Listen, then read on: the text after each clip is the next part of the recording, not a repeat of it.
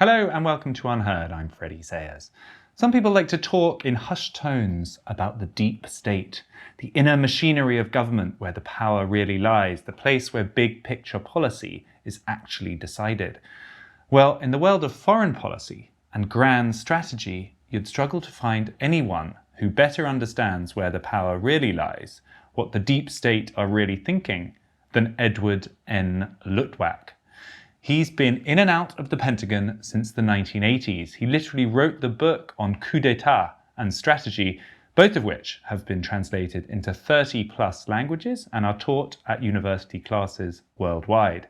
He's been an advisor to presidents, prime ministers, to the Dalai Lama. He's a cattle farmer in Bolivia, and to crown off all of these achievements, he's a regular contributor to UnHerd. Taking time from his role advising the American government, Edward Luttwak is all ours for the next hour to find out what is really being said behind closed doors about Ukraine, China, and grand American strategy.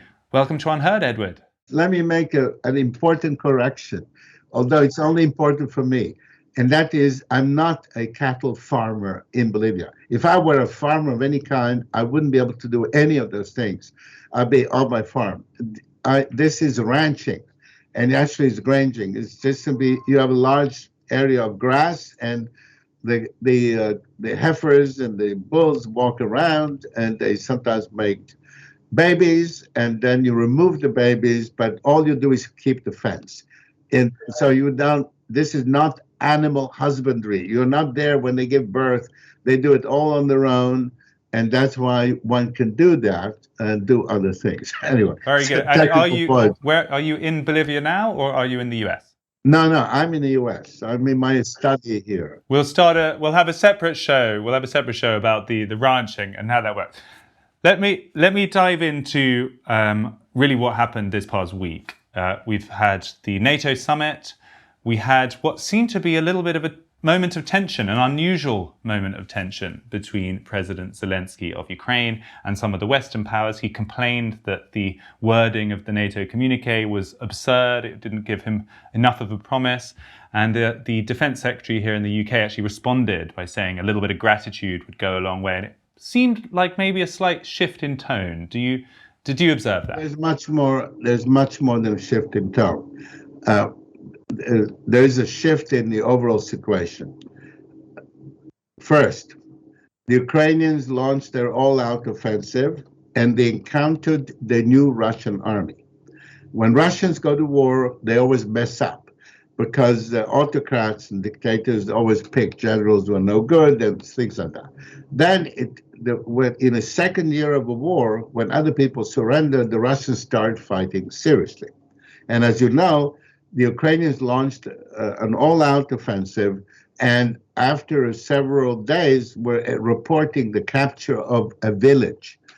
Okay, they didn't advance by 10 miles or 50 miles or 100 miles. They advanced the depth of a village. So in other words, they encountered the strong Russian army the second year of a war. Fight the Russians, win the first year, because the second they get stronger. And that's what's going on. The second thing is that President Biden made the clear decision that Ukraine shall not be invited to join NATO. The reason he did that is because that is what's called the bargaining chip, and with the Russians. And you have a bargaining chip when you want to talk to the Russians, when you want to you want to find a way out of this war. You want to negotiate. Now, the other signal was that the head of the CIA, who is not one of his usual CIA time service officials who always screw up everything, but is Mr. Burns, a very experienced diplomat, who is very much Biden's man, Burns responds to the Pirogin, what I call labor protest or trade union protest, misrepresented as a mutiny or even coup or whatever. He calls Narishkin, who's the head of the SVR, the Foreign Intelligence Service, his direct counterpart, calls Narishkin and tells him, we have nothing to do with this thing. We have nothing to do with Pirogin coup. Why does it say that? Because noisemakers in Russia said that this was a CIA something or other. People really didn't know anything at all. We have no idea who Pirozhin is, what's his relationship with Putin is, and so on. So anyway, Burns took the opportunity to call Naryshkin. Naryshkin took his call. Now, we should know who Mr. Naryshkin is. He is the head of the Foreign Intelligence Service, who was cut out of the Ukraine decision under the fiction that Ukraine belongs to Russia. Therefore, it's the purview of the FSB, which is the domestic system. It's like giving a job to the security service, MI5 they call it, as opposed to MI6, this secret intelligence service, because you claim that it's British, it's not foreign. So Naryshkin, by the way, is the person who, before the war started, told Putin directly, saying, don't do it. You have a problem with Ukraine? Talk. Don't fight. Don't start the war. So we have somebody in the Kremlin who took that position, who hasn't been fired, and was still there in charge of SVR. We have the American head of intelligence calling it, and so on. Why is that? Because the United States wants this war to end. They don't want the most splendid total possible victory. They don't want the defeat of Russia. They don't want the destruction of Russia. They want this war to end. The priority is to end the war. And on the other side, Mr. Putin's signal, which came 2 weeks ago, he said, all this talk about nuclear attacks and nuclear weapons from hotheads in Russia and so on, and fearful journalistic talk about tactical nuclear weapons. So tactical, it's something that doesn't exist. It's a fiction that these things. So Putin says, I will not use nuclear weapons at all unless Russia faces imminent destruction. In other words, it is the same position as Israel has, India has, Pakistan has, the United States, which is we will strike back. We are not going to have a first strike. We're not going to drop a nuclear weapon because we're annoyed with somebody. So Putin makes this important signal, shutting up the extremists in Russia who are not serious, but people like Medvedev, their performers or so. And these Burns opens the channel to Naryshkin, who is in the Kremlin, head of the foreign intelligence, and the guy he knows against the war. So these are the two sides. Now, the motives are different. Could I just inquire there, because there's quite a lot already there. So to start with the Americans, what you're saying is you think they are looking for peace at this point, and the signal has changed, and it looks like they are preparing the ground for some kind of negotiation. Do I understand you correctly? Yes, because the United States government wants out of this war. Okay, they couldn't do that when the Russians were on the offensive and occupying parts of Ukraine and seemingly poised to occupy more. But now that the Russians have stabilized the front and there's absolutely no threat whatsoever of a sudden Russian march on Kiev or anything of the sort, this is the moment to get out of this war. So do you think there's a difference between the kind of lower downs in the US administration who are making all these kind of hot-headed public pronunciations? The lower down are the people who have to deal with the situation today. Namely, there's a war on, and their job is to push weapons out to Ukraine and to help Ukraine and to strengthen sanctions against Russia and all the rest of it. But on the upper level, clearly the priority now is not to defend Kiev, because Kiev Kiev is not in danger. The priority is to stop this war. And you think President Biden is on board with that? Absolutely is on board with that, and that's why he didn't want Ukraine to join NATO. Because then, if the purpose was to fight and win, defeat Russia, break up the Russian Federation, which is what hotheads have been saying. Nobody in the government, but outside the government, think tanks and so on that talk, they speculate and think. Putin is the evil man. Russian Federation, it must be dismantled and all that kind of stuff. None of that has any acceptance whatsoever by Biden, by Burns, and by serious people like Blinken, the Secretary of State. Because it's quite a shift in thinking, isn't it? Because we're accustomed to think of Biden as someone who has drawn all these red lines and just busted all the way through them, given more and more weapons to Ukraine and seems to have been quite encouraging of the whole situation. And now you think he's shifted? There was no enthusiasm to throw everything possible. There was always some level of caution, but now there's something else. That something else is that the fighting is stabilized. The profile of how to get out of this war is very clear. And that profile is that the Russians withdraw from all parts of Ukraine other than the two regions they claimed all along, the oblasts, or oblin, whatever the Ukrainian term for them, of Donetsk and Luhansk. These are the two regions, they're substantial regions that are sometimes grouped and called the Donbass. Okay, the Donbass is not a political administrative boundary, it is a region. Donbass, there's actually a coal region. And then, so the only way out of this war is to have plebiscites in these two regions, where you ask people, do you want to be with Russia or with Ukraine? These have to be proper plebiscites. The word plebiscite itself implies the rules of 1919. There were many plebiscites, there were 8 or 9 of them after the First World War, and they all worked very well and stopped fighting. Between Belgium, Germany, Denmark, Germany and Denmark, Poland and Germany, Austria and Hungary.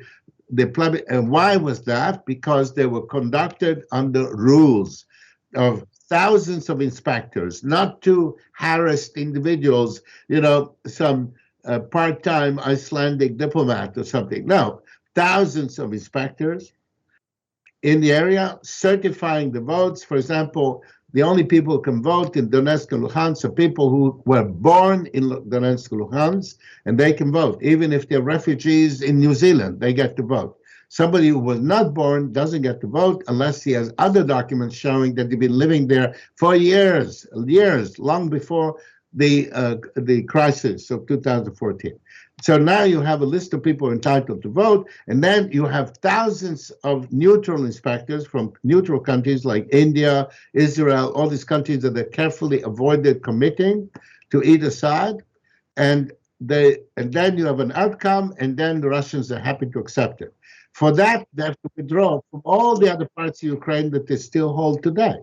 Is this an Edward Luttwak plan, or is this something you've heard discussed? Do you think it's feasible? Do you think other people are talking about it? No, this is it happens to be the plan that I've been writing about all along, but there happens to be no other plan. There is no other plan. So the plan of holding plebiscites may be a most ridiculous plan, but there's no other plan. Now, there are other consequences. One, of course, the Russians have to give up any claim or pretense that they have right to rule all of Ukraine or other parts of it. You have just the two regions which have defined borders, very specific. Secondly, the Ukrainians have to give up Crimea. Crimea was always Russian. It was transferred administratively by Khrushchev, etc., and they have to give up Crimea. End of story. And that will not be easy to do for Zelensky or Reznikov, the defense minister. They will be accused by extreme right of being traitors or whatever.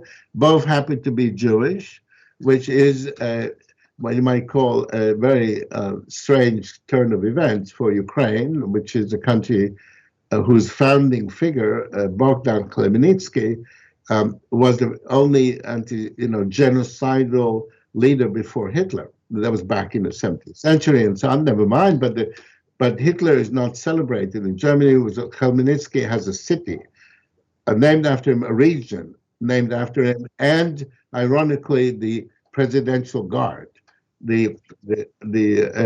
etc. So there are difficulties.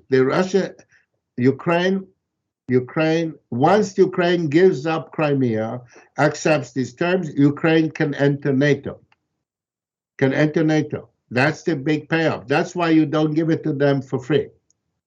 And the Russians, on the other hand, withdraw from the other parts, and they can go back to start mending the situation. And with this, there'll be lifting of sanctions and so on. Why all this? Because Washington is watching China, and China is boiling.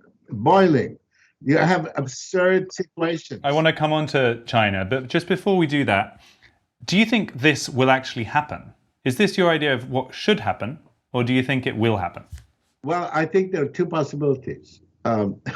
One is that it will happen exactly as I said. The other is that it won't. And if it won't, we are looking at the 7 years war if we're lucky. It could be a 25-year war. But in the meantime, notice that on the Russian side, they've stabilized their economy. Their inflation is less than in the United Kingdom. It's less than the United States. Their inflation is under control. They have stabilized it. They have they have maneuvered around the sanctions. There's a lot of things that used to be imported in Russia now produced. The economy is growing. It's not growing brilliantly, but it's growing on average more than the European Union. So the Russians have not only stabilized the military in a sense of getting themselves organized, replacing a lot of no goods with people who can fight, but also their economy and so on. Now, paradoxically, that's the very reason why Putin has his own reason. Just like Biden's reason has nothing to do with Europe and Ukraine, is China.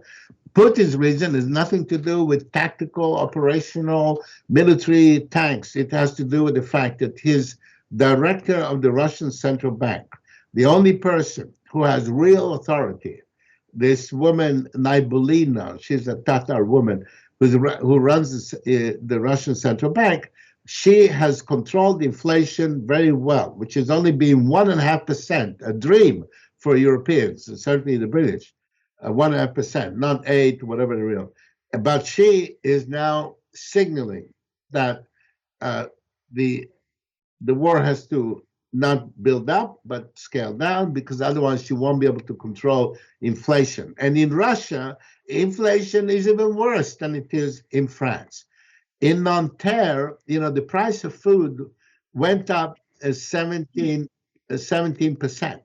in the last year. Another reason for people to burn shops, right? In Russia, it's 1.5%. But she signals that's it. If we continue, there's going to be inflation. And inflation is a catastrophe in Russia because people live in towns scattered over immense distances. And if they can't make it with the salary they get, it's not like they can do something else. They can't go and get a job somewhere else down the street. They have to travel to, 200 miles. So Putin's message is stop it, because otherwise inflation comes next. Your message is a lot more hopeful, in fact, if you're right, than what I'm hearing from a lot of the other people we've spoken to, because you're saying that you think the Americans are coming to a point where they want to end it. They were looking for a deal, and Russia is too, in which case we're in a better situation, at least a more likely to be peaceful situation than we thought we were. I mean, I can see tens or hundreds of objections that people will make to your plan, the Crimean Tatars, the whether you can conduct a plebiscite just during a war zone, all of these things. Oh, I'm glad you mentioned, sorry if I interrupt you. I'm very glad you mentioned the Crimean Tatars, because before the Russians took Crimea, it belonged to the Giray rulers of Crimea, who were direct descendants of Genghis Khan, And the Giray rulers were expelled by the Russians, Catherine the Great. They went to Turkey, ended up in Ireland, and they were London. They're alive and well. The last I heard, Giray was flying as a pilot for Ryanair. If you want to give it to the rightful owners, you can give it to a guy who calls himself Prince Giray and so on. But in fact, he's the direct descendant of Genghis Khan. There aren't that many around. You give it to him. But if they don't give Crimea to the Girays, they have to give it to Russia. Because the only city in Crimea that counts is Sevastopol. That's an entirely Russian city. And so they can't be elided.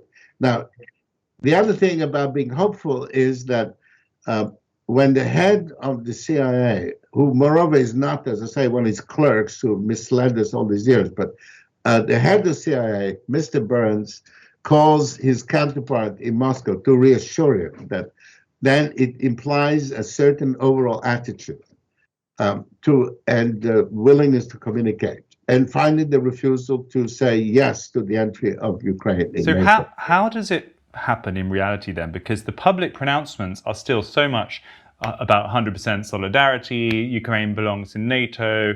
They will get the support they need. And no way to get to a peaceful outcome of this if there's wavering in support of Ukraine.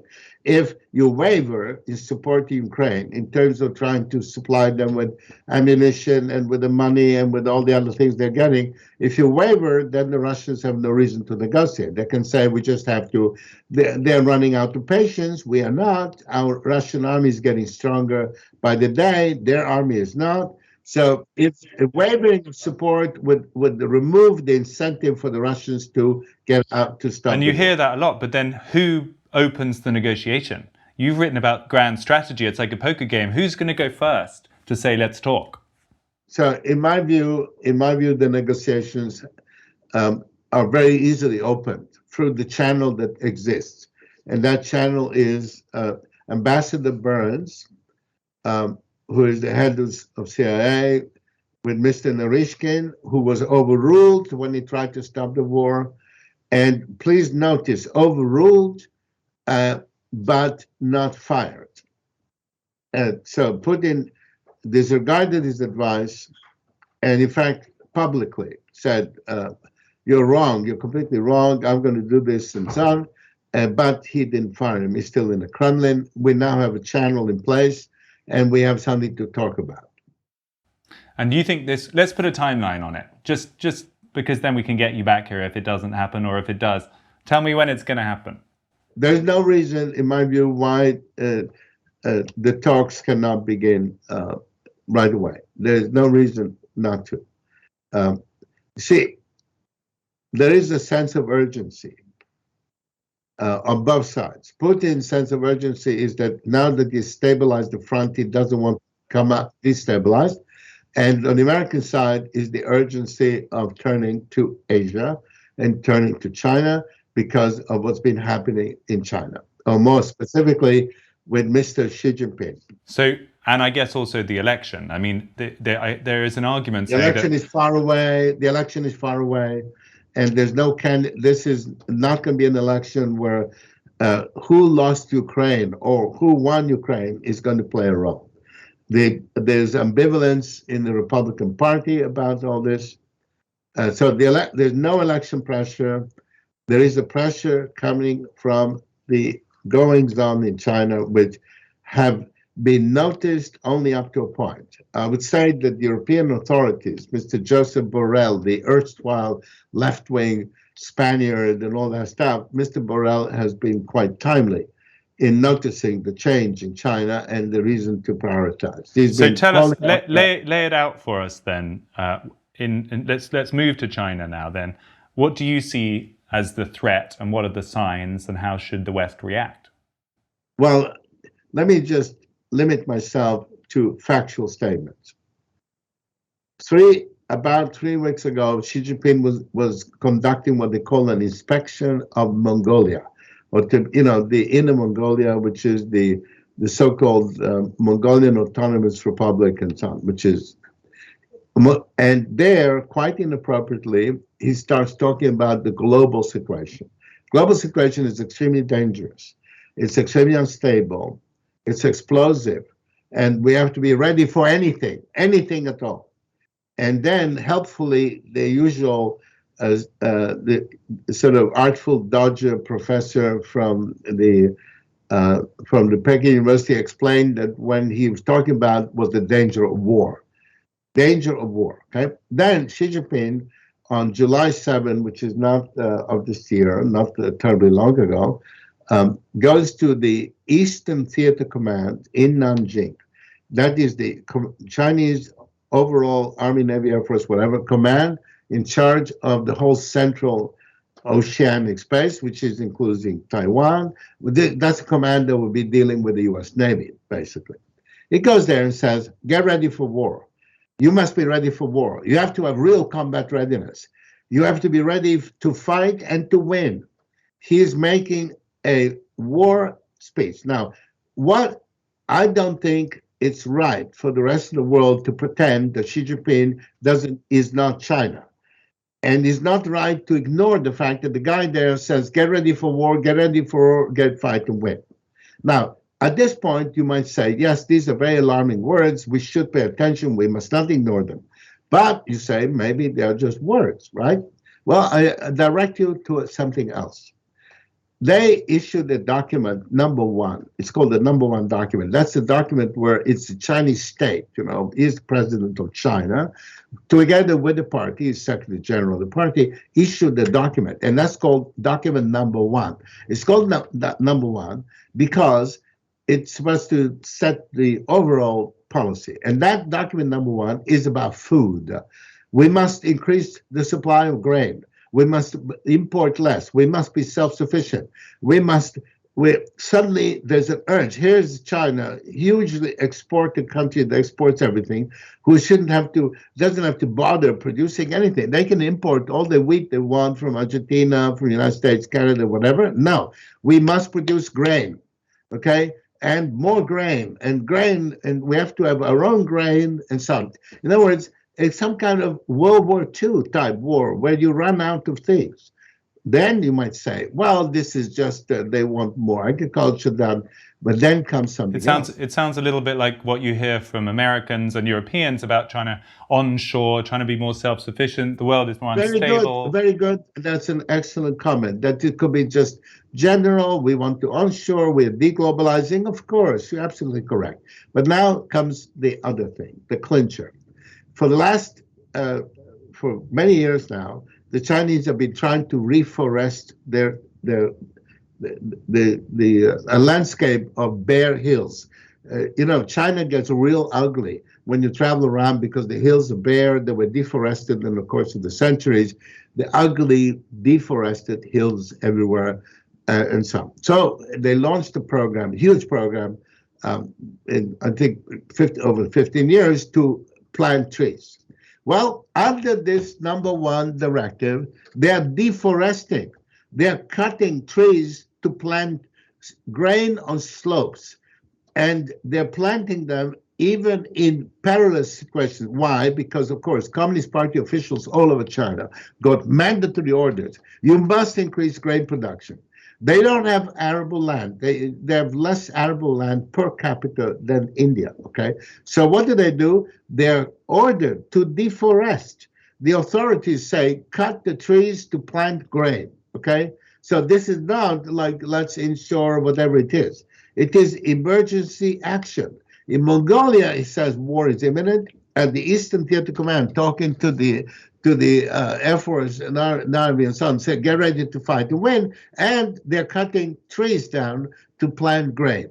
By the way, when they did that, the rains came, and a lot of the stuff they planted was taken right down to the valley because, of course, in China, Communist Party officials everywhere don't apply common sense. There's no rewards for doing the right thing. There's only reward for obeying Beijing, and they didn't. So what we have here is much more than words. We have actions and threats of war. So what do you think, if you're right that they are preparing for war, what does that war look like? How does it start? And what sort of actions might they take? Well, it should be the kind of war that is fought by a nation like China. That is to say that Chinese history is a history where small numbers of outnumbered nomads show up, and they're met by a big Chinese army with its generals wearing brocades, and they're quoting phrases from Xi Jinping to each other. The nomads come in, destroy the Chinese army, invade China, and rule it for 100 years or 200 years. It is a people has been ruled by conquest dynasties. Foreigners come in, the foreigners are outnumbered, the foreigners win. Because the Chinese apparently have many virtues, but fighting is not one of them. And the last of these conquest dynasties would have been, of course, the Japanese army, which was controlling Beijing, Shanghai, Guangdong, and huge parts of China. And they would still be there if it happened that Japan decided to have a war with the United States. And if the United States had not defeated, when the moment The day when the United States defeated Japan, Hiroshima, and so on, nuclear weapons, Japanese surrender, the Japanese army was still in occupation of Beijing, Shanghai, Guangdong, and all over China, because neither the nationalists nor the communists were able to make a dent in fighting them. The same as the Chinese with the Manchus who ruled them for 200 years, not a dent. So Xi Jinping is obsessed with that, is obsessed. But are you saying you think China would lose? Yeah, of course they would lose. Naturally, they would lose. Why wouldn't they have to lose? You have a navy that just built the day before, which doesn't have 97 years of experience, right? And you have the Air Force, the Chinese Air Force is way inferior because, of course, they do not really have the jet engines that really work that well. So, of course, they will lose. But remember, a war with China that China loses and with there are no nuclear weapons used would still be a catastrophe all over the place. It's enormous. China is everywhere economically. You'd run out of handkerchiefs and all kinds of things. But the other thing is that war is always unpredictable. You don't know what happens next. Okay, but Xi Jinping is obsessed. He keeps using a very lethal word, that this is the rejuvenation of the Chinese people. Rejuvenation. Here's this population getting older by the day because they have no babies. And he talks about rejuvenation. So this is all Mussolini stuff. Mussolini was obsessed that the Italians, of all people, should become a great fighting people.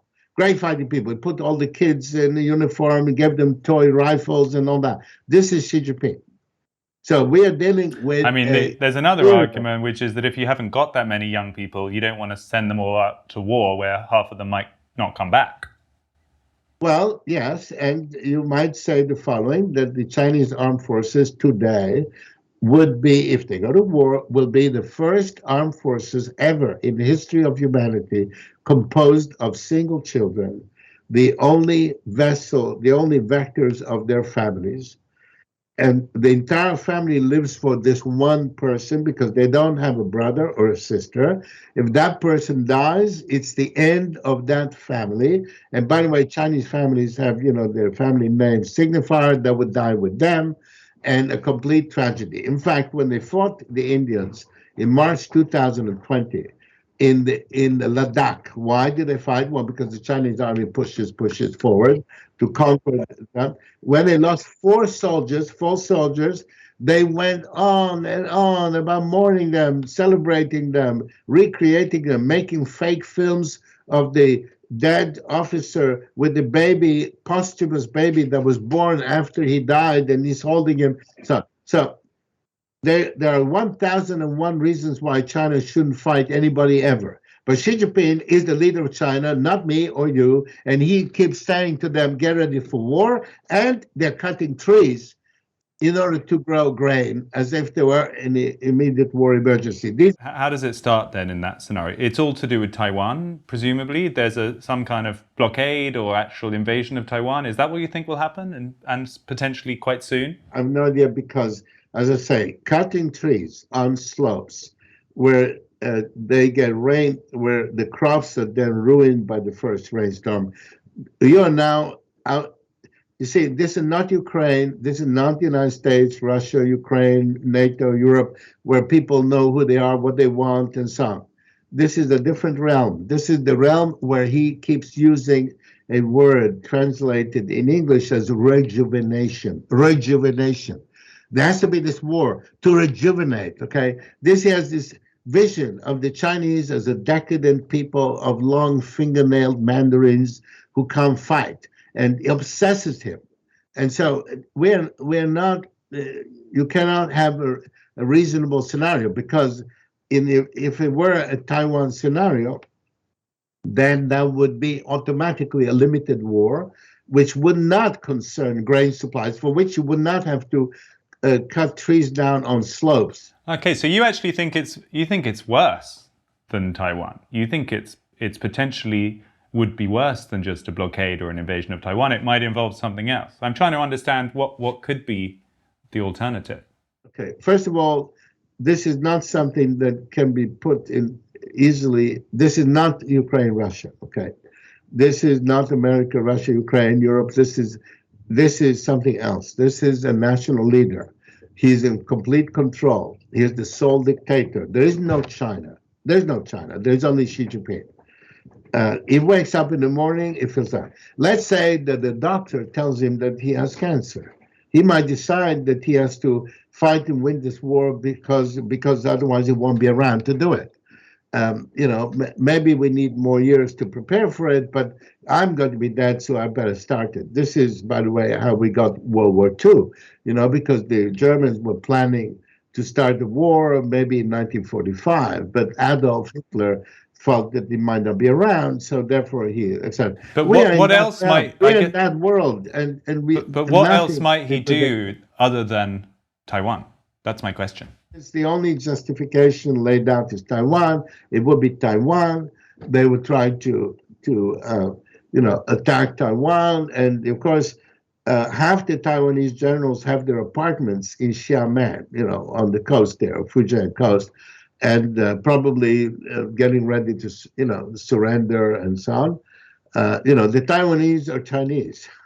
They're Chinese. Therefore, they're unable to be serious about any military enterprise. If you look, this is a 23 million people, very rich country, Taiwan, and they ought to be able to have, a fast recall militia. It's not a big place, to be able to put 3 million people in uniform with anti-tank missiles and so on. Nothing of the kind.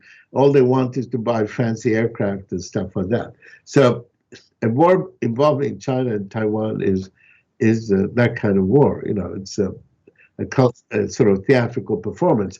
But I'm just saying, what American leaders, and I'm glad to say key European figures, have understood is that when somebody keeps talking about war, you cannot not listen. And that means settle Ukraine, at least settle Ukraine, and not to have to deal with two different things. So are you saying in your private conversations with leaders in the US or in Europe, you get the impression they have a similar view to you, or that the focus of attention is moving? Only some of them.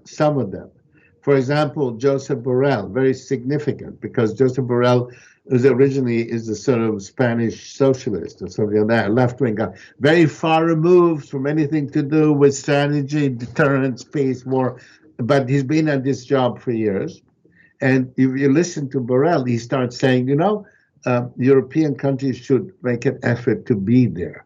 He wants, you have Netherlands has a ship that can go to the Far East, and he's encouraging the Italians to do a visit at least to Japan with their aircraft carrier group.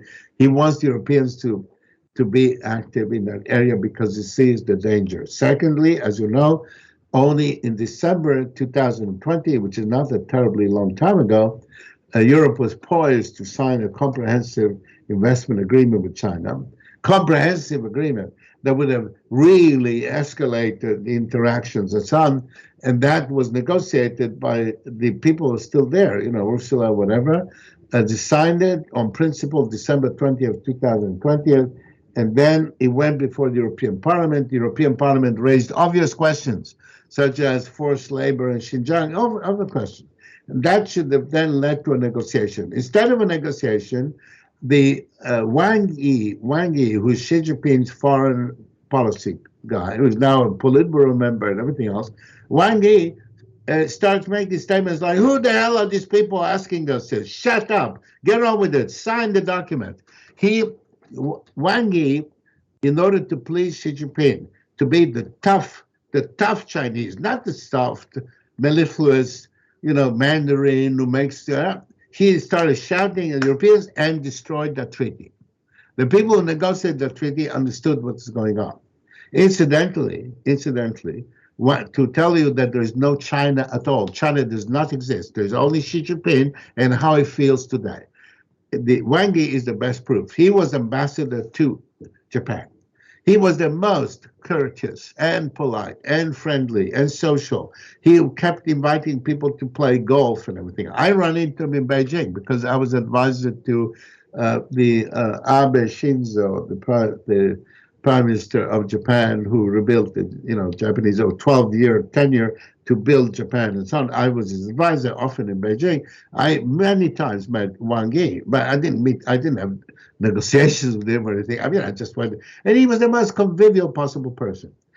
In order to, when the moment Xi Jinping takes over, Wang Yi changes, his tone changes, his manner changes, his hand gestures changes, and we have the current Wang Yi. So we are dealing with free-floating bellicosity, not connected to any rational purpose, okay? And this is what we're dealing with, and Joseph Borrell picked it up, Ursula von der Leyen picked it up, and I think individual politicians picked it up. Most European politicians cannot pick anything like that because, as you know, they're besieged by domestic concerns. I have two questions, if I may. So the first is, do you think this applies to both Republicans and Democrats in the US? Because we had a guy called Elbridge Colby, who is a foreign policy advisor to Republican candidates and will probably be influential on the Republican nominee, who was sounding a little bit like you. He said he thinks the energy should move away from Europe and focus should be on China. You don't think, at least the normal narrative is that the Democrats are different. In your judgment, are they also beginning to move focus away from Europe and focus on China? Elbridge Colby is a person who was already Assistant Secretary of Defense or something. He's obviously going to play a role in the government, in American foreign policy in coming years.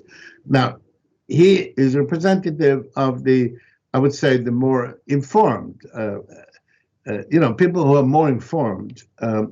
But even people who are less informed than Colby feels it. There are too many signals coming. Xi Jinping makes 17 speeches calling for war, and most people ignore 16 of them, but they pick one up, and it's startling. And do you think Jake Sullivan and Democrat advisors are noticing this too? Yes, absolutely. When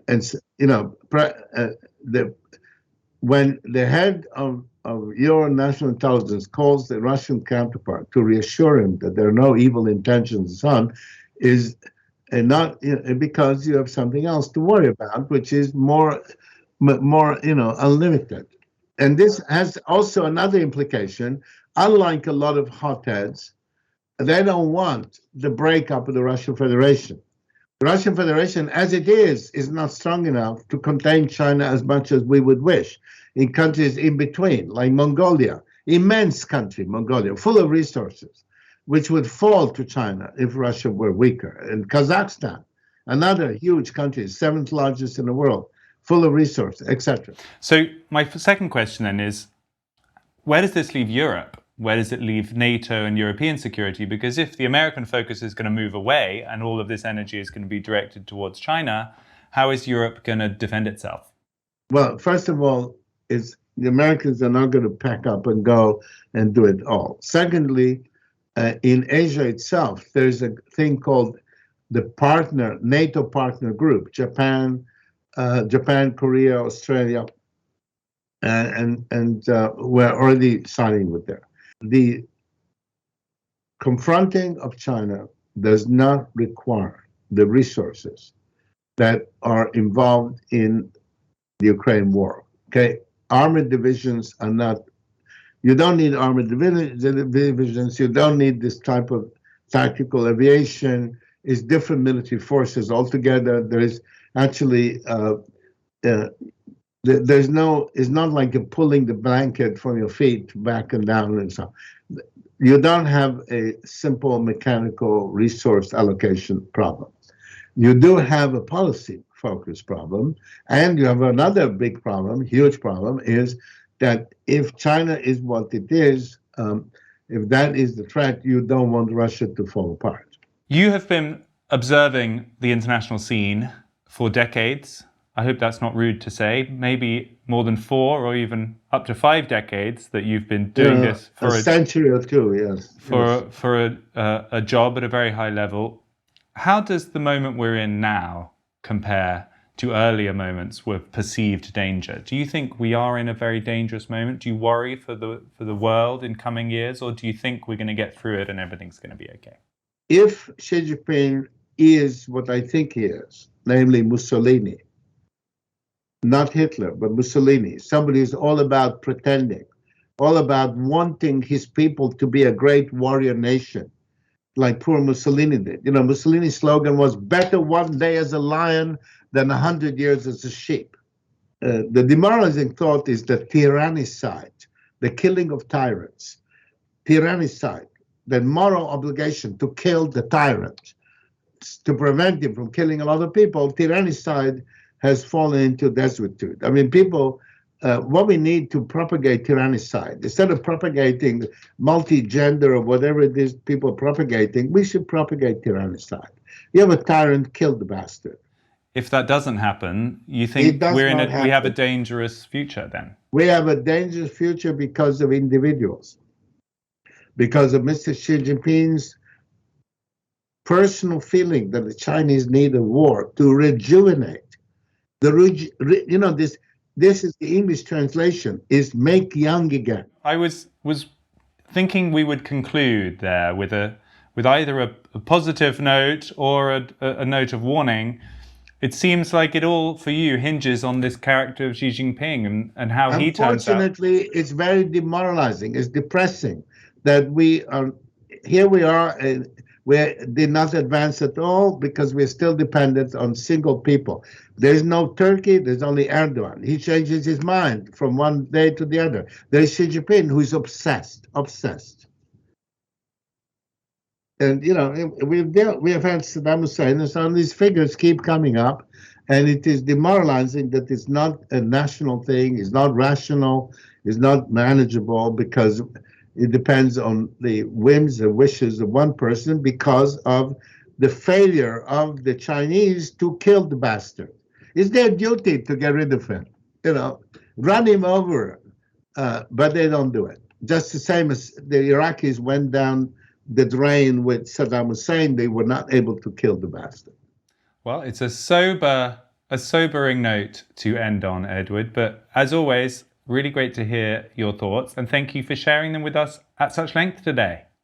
Thank you very much. Thank you. Bye-bye. That was Edward N. Luttwak, someone who has seen a lot of things, spoken to many more presidents and prime ministers, I suspect, than you or I over the years, not holding back. Whether you agreed or not with his analysis, it's always good to hear someone unafraid to say it how they see it. Thanks to Edward, and thanks to you for tuning in. This was UnHerd.